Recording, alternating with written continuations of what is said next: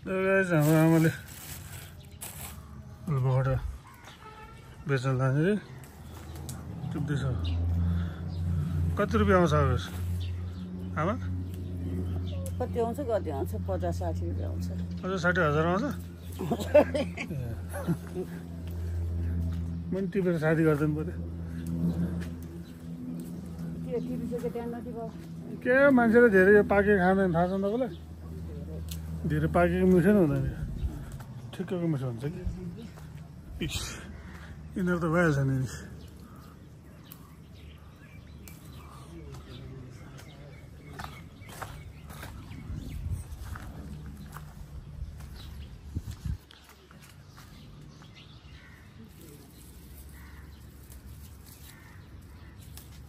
धेरै पाकेको चाहिँ मिठो हुँदैन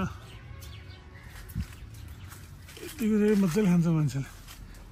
मलाई पनि धेरै पाकेको मिठो लाग्दैन गेटहरू टिपेर बस